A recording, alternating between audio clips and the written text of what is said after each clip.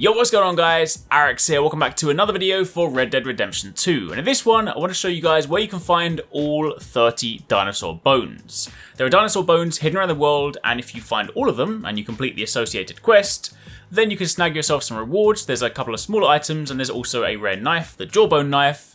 Plus, if you guys are going for 100% completion, this is something you'll want to tick off anyway. So if this is something you want to do, then look no further. Of course, if you guys do find this helpful, then a like would be super appreciated. Comment down below if you have any questions. If you haven't entered our Spider-Man PS4 Pro giveaway, don't forget to click that link in the description box down below. And don't forget you can also click that notification button so you stay up to date every time we upload a new video.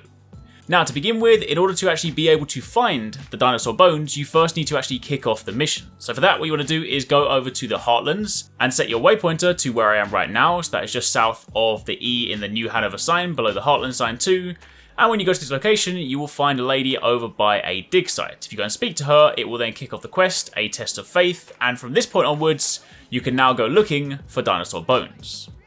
Now for the first one, what you want to do is go to the south of Annesburg or to the very end of the New Hanover sign. Put your waypoint to where you see I am right now. I will say that sometimes these can be a little bit tricky to find, so I did actually find that going in first person makes it quite a lot easier to see some of these bones, especially when you get to the point where some of them are in the ground or in the walls. But either way, whatever works for you, this is where you want to go, and then upon finding your bone, you will then go and interact with it, and that will then mark the location, and you can then move on to the next one.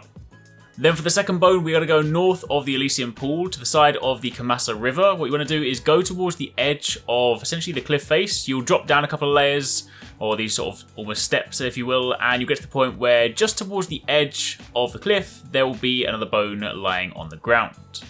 Then for the third one, we're going to go north of the Annesburg sign to the right of the Roanoke Valley. If you go and put your waypointer to where you see I am right now, what you then want to do is if you're looking towards the valley, you can then go up to the right and you can essentially walk up the side of this ledge onto the side of the cliff, and then there's another bone that is sort of blending in with the leaves on the ground. Moving on from there to number 4, if you then go and put your waypointer to essentially on the border to the west of Roanoke Valley, where you see I am right now, what you then want to do is climb up onto these rocks a little bit. You're going to have to do a little bit of climbing here just to get around to the top, and then once you get onto this grassy patch, there will be a small jawbone like bone there, and that is your next one. Some of these are quite small, they are quite easy to miss, so again you do need to be looking out pretty carefully. For the next one, if you then go to the north of the O in the New Hanover sign, there is a building just above it. That is a pretty good point of reference. If you then turn your back to the building and walk down to where you see I am right now, just in the opening where there's not too many patches of grass, just in front of this bush, there is your next bone. Then for the next one, we're going to go to the west of the Oak Creek's Run Lake. And if you go and place your waypointer to just below the S, where you see I am right now. Now this one is on the top of a mountain. It is going to involve a little bit of climbing. So you're probably going to have to sort of start a little bit further down, almost on the actual path itself, and then work your way up. But once you get to the top, you will then work towards the very edge of the mountain itself. And you'll then walk towards, I guess, kind of the part that's almost overhanging the edge. And you will then find your next bone. Then for the next one, if you go to the north of Oak Creek's Run, this time setting your waypoint to essentially in the middle of these circles, as you see here, it's pretty easy. This one just involves you walking to the top of this little mound, and you'll then see it amongst the grass.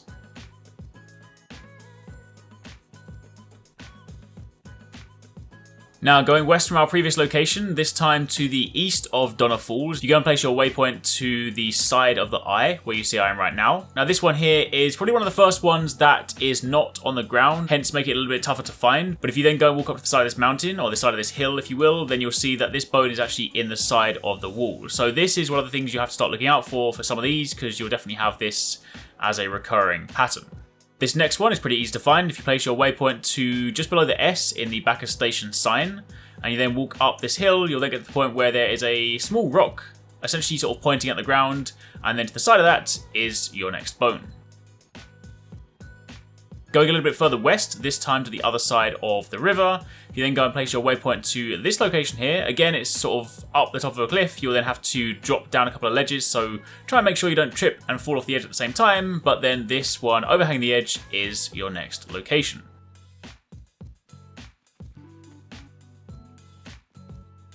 For the next one, if you go and place your waypoint to below the sea in the Cumberland sign, again, you want to work your way to the top of this cliff face, and if you then walk through the trees towards the edge of it, right hanging over the edge when there's no more grass, on the rocks, you will see your next bone.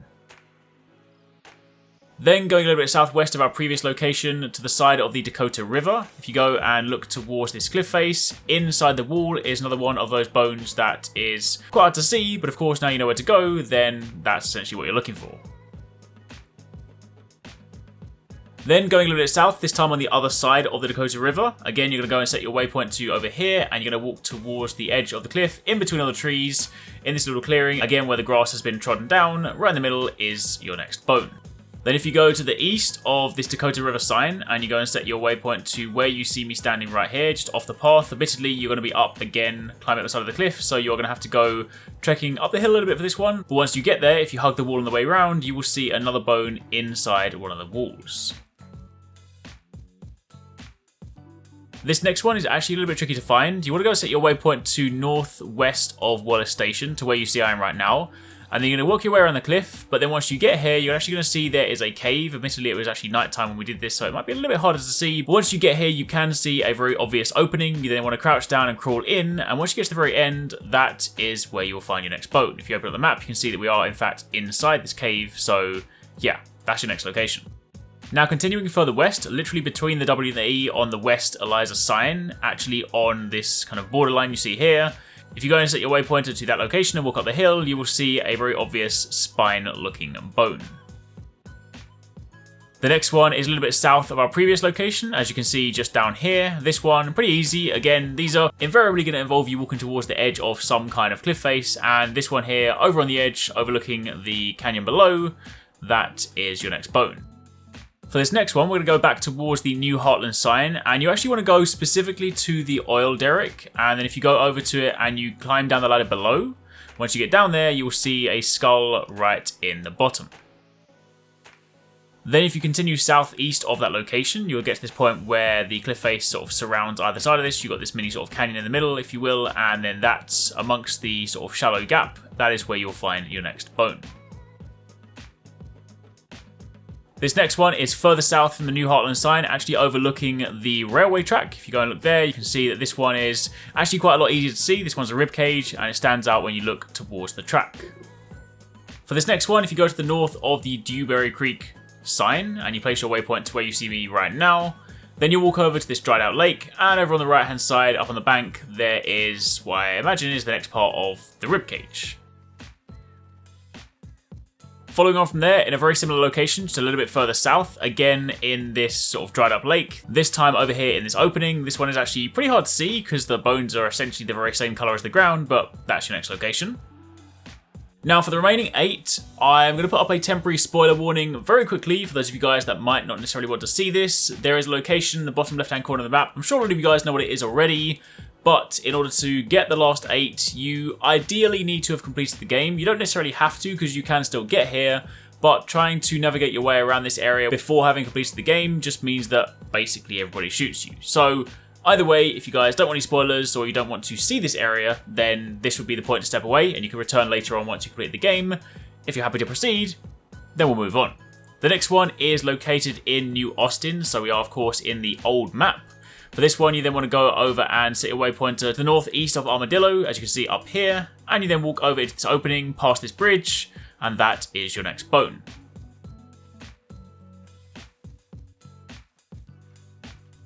The next one is just on the edge of the San Luis River. If you go and set your waypointer here, then in a very similar manner to a lot of the other ones, you walk towards almost the edge of the cliff, almost where it overhangs the river, and you will find your next bone.